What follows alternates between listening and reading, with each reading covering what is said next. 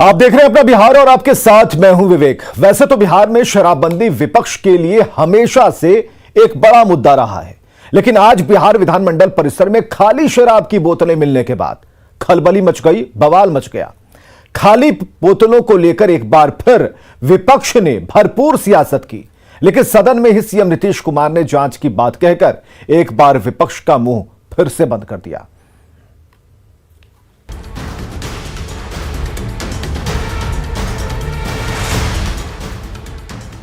शराबबंदी वाले बिहार में अब विधानसभा परिसर में ही शराब की खाली बोतलें मिली हैं। बिहार विधानसभा के परिसर की पार्किंग के पास शराब की कई खाली बोतलें मिली हैं। विधानसभा परिसर से शराब की खाली बोतलें जैसे ही मिली, हड़कंप मच गया। नीतीश कुमार को जैसे इस बात की जानकारी मिली कि विधानसभा परिसर में शराब की बोतलें पाई गई हैं, स्पीकर से इजाजत लेकर नीतीश कुमार ने पूरे मामले की जांच के आदेश दे दिए। ये मामूली बात नहीं, अगर यहाँ पर कोई शराब का बोतल आया है तो कोई गड़बड़ कर रहा है, उसको छोड़ना नहीं चाहिए, और अगर पता चल जाए तो उस पर सख्त कार्रवाई होनी चाहिए। इसको बर्दाश्त नहीं किया जा सकता। हमको मालूम नहीं था। अगर यहाँ पर कहीं बोतल है और कहीं इस प्रकार से कोई इधर से उधर कर रहा है तो कोई तो गड़बड़ करने वाला होता ही है। हम तो प्रार्थना करेंगे एकदम पूरे जांच को अलाउ करा दीजिए, और कहीं पर कोई भी आदमी अगर इस कैंपस में भी रहता है और यहीं पर सब लोग बैठे हुए हैं, सेक्रेटरी वगैरह, मैं तो यही चाहूंगा कि एक एक चीज को देखिए कि यहां पर कैसे आया, कहां से आया, कौन आया। तो एक एक चीज को पूरे मजबूती के साथ और पूरी गंभीरता के साथ इस बात के बारे में जांच करना चाहिए, और जो कुछ भी इसमें जो कुछ भी है उस पर सख्त कार्रवाई करनी चाहिए। हम तो यही चाहेंगे, निश्चित रूप से यही चाहेंगे। दरअसल शराबबंदी को लेकर हमलावर विपक्ष को खाली बोतलों ने पूरी सियासत का मौका दे दिया। नेता प्रतिपक्ष पहले तो उस जगह पहुंचे जहां शराब की बोतलें मिली थी। मुआयना करने के बाद सदन में उन्होंने सीधा नीतीश कुमार पर हमला बोल दिया। गंभीर मसला है महोदय। लोगों ने शपथ लिया था महोदय, यहाँ कुछ दिन पहले भी शपथ कई अधिकारियों को, अध्यक्ष महोदय, नहीं ये मसला महोदय बहुत बड़ा मसला है। ये विधानसभा के कैंपस में अगर शराब मौजूद है तो मुख्यमंत्री जी को पद पे रहने का नैतिक जिम्मेवारी एकदम नहीं है महोदय। शराबबंदी को लेकर नीतीश कुमार की जीरो टॉलरेंस की नीति है।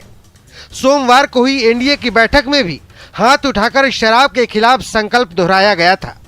विधानसभा कैंपस में शराब मिलने के मामले में नीतीश कुमार ने साफ कह दिया है कि वो इस तरह का मामला कतई बर्दाश्त नहीं करेंगे। शराब के खिलाफ लोगों को जागरूक करने के लिए, योजनाओं और शराबबंदी की समीक्षा करने के लिए नीतीश कुमार खुद 15 दिसंबर से अलग अलग जिलों में जाकर जायजा भी लेने वाले हैं। न्यूज 18 के लिए पटना से अमित कुमार, शैलेंद्र कुमार और आनंद अमृतराज की रिपोर्ट। बिहार के डीजीपी एसके सिंघल ने कहा कि विधानसभा परिसर में शराब की बोतलें मिलने वाले मामले की जांच की जा रही है। साथ ही उन्होंने कहा कि बोतलें मिलने वाली जगह पर सीसीटीवी नहीं था। मुख्य सचिव ने कहा कि पूरे मामले की जांच की जा रही है, इसके पीछे कुछ भी मकसद हो सकता है। जहां से जो बताया गया है वहां पर जो खाली बोतल हैं वो सीज हो गई हैं। जो मैंने पता किया है उसके बिल्कुल उस जगह पर सीसीटीवी नहीं है, और उसके आसपास कितना दूरी पर है वो हम लोग देख के तब कुछ कह पाएंगे। अभी कहना शायद उतना माकूल नहीं होगा, लेकिन किसी मकसद से ही किया गया है, ठीक है ना, जैसा अभी समझ में आ रहा है, क्योंकि ये कोई सामान्य घटना तो है नहीं। विधानसभा के परिसर में मिल जाए ये कोई सामान्य घटना तो है नहीं, तो हम लोग इसकी जांच कर रहे हैं। तो शराब के खिलाफ सीएम नीतीश कुमार एक और नया अभियान छेड़ने वाले हैं। 15 दिसंबर से मुख्यमंत्री नीतीश कुमार बिहार के जिलों का दौरा करेंगे और महिलाओं को शराब के खिलाफ और भी जागरूक करेंगे। साथ ही सरकारी योजनाओं की समीक्षा करेंगे। हालांकि कार्यक्रम की रूपरेखा भी पूरी तरह से तैयार नहीं की गई कि मुख्यमंत्री अपने अभियान की शुरुआत कहां से करने वाले हैं।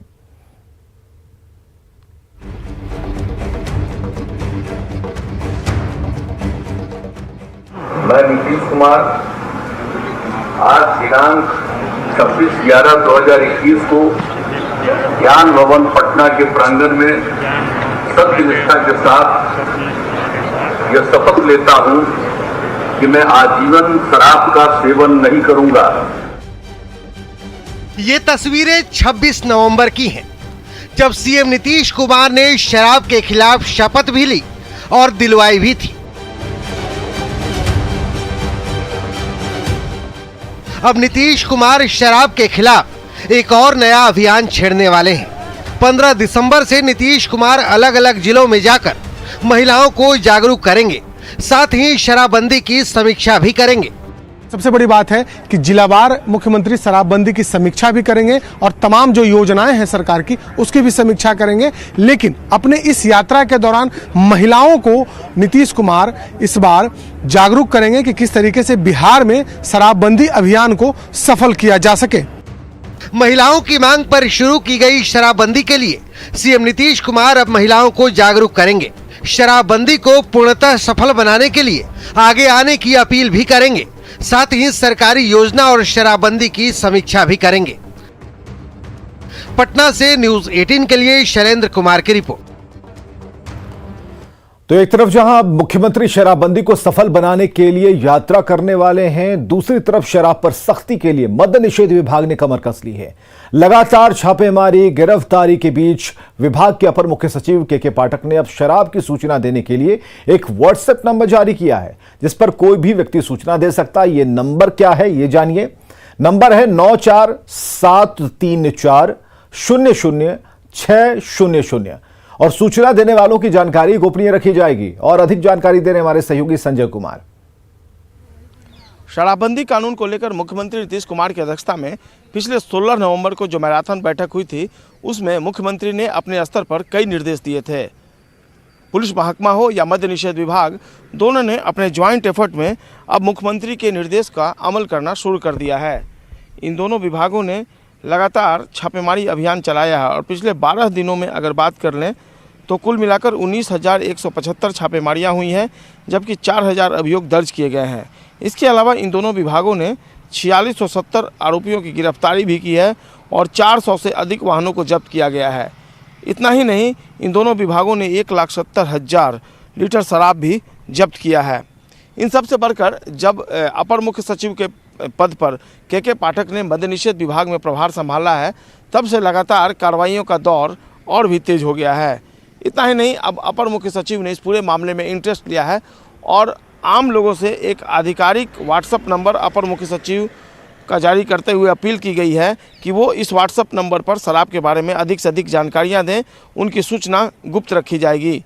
ये नंबर है 9473400600। तो अगर आपको भी अपने इलाके में या कहीं भी शराब से संबंधित कोई भी जानकारी मिलती है, पीने वालों के बारे में या धंधा करने वालों के बारे में, तो आप अपर मुख्य सचिव के इस मोबाइल नंबर पर अपनी जानकारी दे सकते हैं। इस इन्फॉर्मेशन पर तुरंत एक्शन लिया जाएगा और आपकी पहचान गुप्त रखी जाएगी। जाहिर सी बात है, अब जिस तरीके से अपर मुख्य सचिव ने इस पूरे मामले में गंभीरता दिखाई है, इनिशिएटिव लिया है, निश्चित तौर पर आने वाले दिनों में इसके सकारात्मक परिणाम देखने को मिलेंगे। कैमरा पर्सन सुबोध के साथ संजय कुमार, न्यूज़ 18 पटना। इधर सुपौल में सरकारी एम्बुलेंस से शराब की ढुलाई का मामला सामने आया है। सदर पुलिस ने परसरमा वार्ड से एम्बुलेंस से जब्त किया गया शराब सामने रखा और साथ ही विदेशी शराब की 154 बोतलें जब्त की। तस्कर भागने में कामयाब रहे।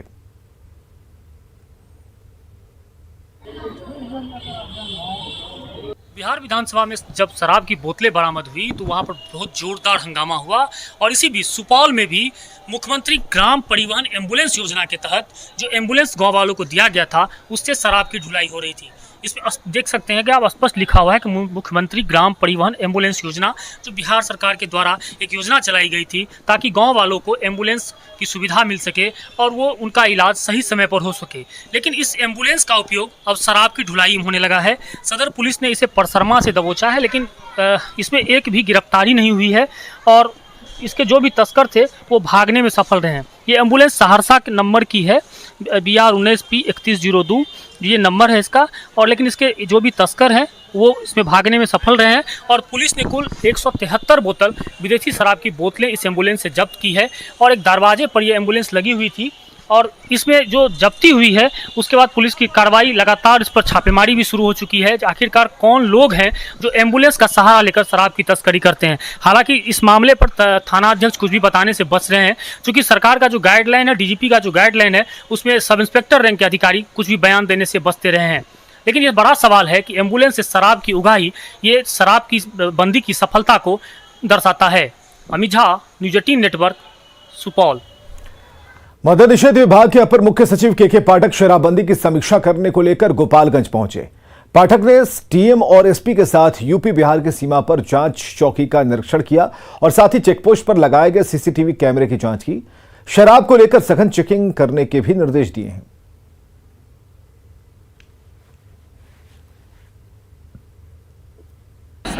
सर के द्वारा यहाँ का निरीक्षण किया गया है चेकपोस्ट पे, और कई उनके द्वारा डायरेक्शंस दिया गया है, जिसको भी हम कंप्लाई करेंगे। और उनके द्वारा डायरेक्शंस दिया गया है कि जितनी भी गाड़ियाँ राजसात की गई है उसको दिसंबर माह तक सभी की नीलामी कर दी जाए।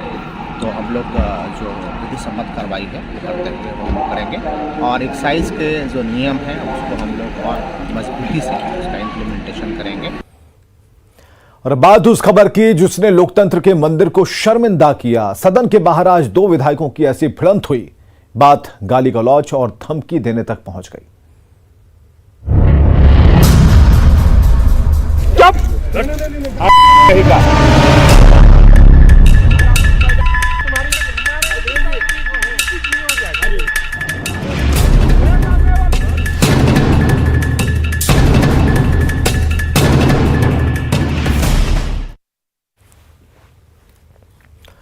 बिहार विधानसभा की चौखट पर संसदीय मर्यादा तार तार हो गई। आरजेडी विधायक भाई वीरेंद्र और बीजेपी विधायक संजय सरावगी सरेआम आपस में भिड़ गए और उसके बाद जो हुआ वो आप देखिए।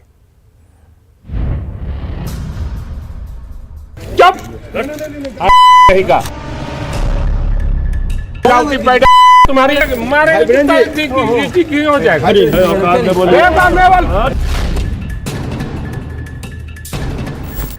लोकतंत्र के मंदिर के बाहर सत्ता पक्ष और विपक्ष के दो विधायकों के बीच सरेआम तू मैं हो रही है।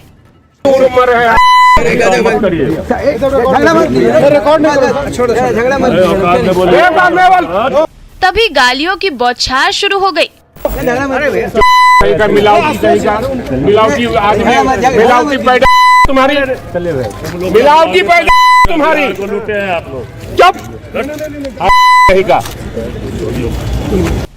तो जवाब में धमकी का सिलसिला तेज हो गया। हमको तुम करेंगे, मारेंगे हो जाएगा।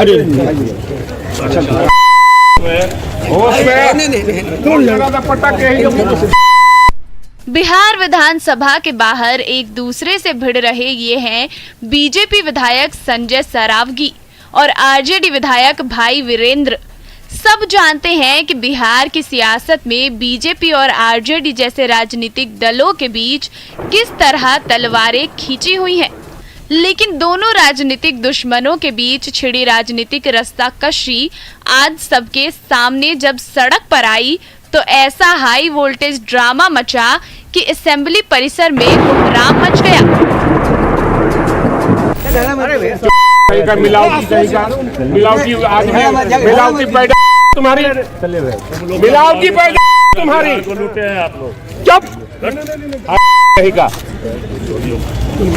दरअसल बिहार विधानसभा का सत्र शुरू होने से पहले दोनों विधायक मीडिया से मुखातिब थे।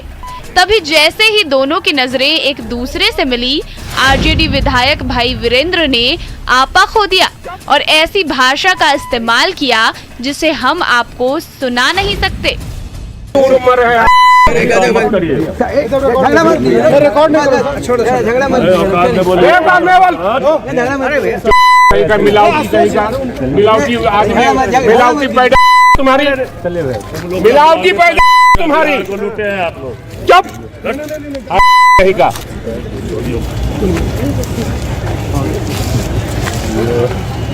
तेल मिलावटी करके बेचता है, कमाता है। हमको तुम करेंगे, मारेंगे हो जाएगा। पट्टा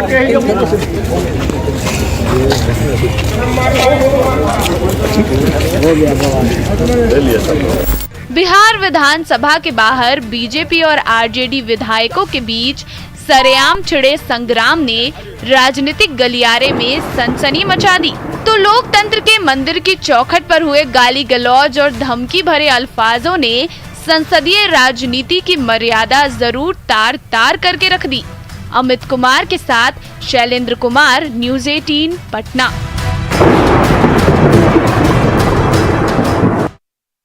मुजफ्फरपुर आई हॉस्पिटल में विवाद के बाद अगले आदेश तक के लिए ऑपरेशन थिएटर को बंद कर दिया गया है। आज होने वाले सभी ऑपरेशन को भी रोक दिया गया। पूरे मामले की जांच एसीएमओ के द्वारा की जा रही है और आंखों की रोशनी जाने के बाद गंभीर रूप से बीमार करीब 6 से अधिक लोगों को एसकेएमसीएच में भर्ती कराया गया है। मुजफ्फरपुर आई हॉस्पिटल में मोतियाबिंद के ऑपरेशन में लापरवाही की वजह से अब तक 7 मरीजों की आंख की रोशनी चली जा चुकी है और इस पूरे मामले पर अस्पताल के सचिव दिलीप चालान ने चुप्पी साध ली है। जांच कर रहे एसीएमओ ने मरीजों की बेहतर इलाज का भरोसा दिलाया है। तो मुजफ्फरपुर आई हॉस्पिटल में विवाद के बाद अगले आदेश तक के लिए ऑपरेशन थिएटर बंद कर दिए गए हैं। सभी ऑपरेशनों पर रोक लगा दी गई है। यहाँ 2 ओटी है, ओटी नंबर 1, ओटी नंबर 2 से डिफरेंट जहाँ जहाँ जरूरत समझा गया वहाँ का बैक्टीरियल फंगल जो भी समझिए उसको हम लोग सैंपल लिया और कल्चर में जाकर के उसका रिजल्ट आएगा कि whether there is fungal growth, bacterial growth. और वैसे लोग जो इफेक्टेड है उनके लिए क्या कुछ स्वास्थ्य विभाग की तरफ से सजेशन है? सजेशन क्या, पूरा प्रयास रहेगा कि उनको जितना रिलीफ दिया जा सके, उनकी आंख बचाई जा सके।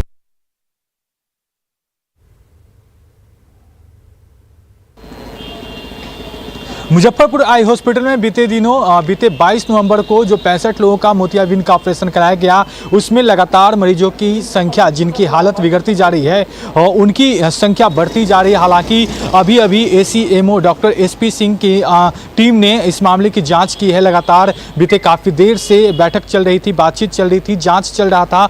ओटी में भी सैंपल लिया गया है कि आखिर क्यों ये संक्रमण फैला और अब तक इतने लोग जिनकी हालत जो है वह बहुत ही ज़्यादा बिगड़ गई। और अभी जो एसीएमओ की तरफ से पुष्टि की गई है कि 7 लोगों के जो आंख है वह निकाले जा चुके हैं। हालांकि ये अभी एसीएमओ ने पुष्टि की है और कई तरह के आंकड़े अभी भी बताए जा रहे हैं और साथ ही साथ संक्रमित लोगों की संख्याएं भी जो है वह बढ़ती जा रही है। बताया जा रहा है कि बहुत सारे ऐसे लोग हैं जिनकी आंखों का जो इन्फेक्शन है वह बढ़ता जा रहा है और ऐसे में अभी करीब 6 लोगों को खुद टीम ने एसकेएमसीएच भेजा है, वहां पर जांच के लिए भेजा है। आपको बता दें कि जो गाइडलाइन है, जो बताया जाता है सुप्रीम कोर्ट की तरफ से कहा गया कि एक दिन में सिर्फ 12 लोगों का ऑपरेशन किया जा सकता है, लेकिन यहां पर 22 तारीख को जो ऑपरेशन किया गया, एक ही डॉक्टर ने करीब 65 लोगों का ऑपरेशन किया है। इस मामले पर भी अब सवाल उठने लगा है। हालांकि जांच की टीम ने इस मामलों पर बातचीत की है। हमने जब बातचीत की है एसीएमओ से तो उन्होंने भी पूरे आंकड़ों को लेकर बताया, कहा है कि गड़बड़ी तो कहीं ना कहीं हुई है। लेकिन बात करें अगर इस अस्पताल के सचिव दिलीप जालान की, तो उन्होंने भी इस मामले पर कुछ भी बोलने से मना कर दिया है। उन्होंने स्वीकार किया है कि ये सब हुआ है, लेकिन उन्होंने इसका कारण नहीं बताया है और कहां पे कमी रह गई, कहां पे गलती हुई और इन सब चीजों पर उन्होंने चुप्पी साध ली है। अब देखने वाली बात होगी कि इसको लेकर अब क्या कुछ नई बातें सामने आती है। फिलहाल के लिए मुजफ्फरपुर से न्यूज़ 18 के लिए प्रियांक सौरभ। और आगे देखिए जोहार झारखंड।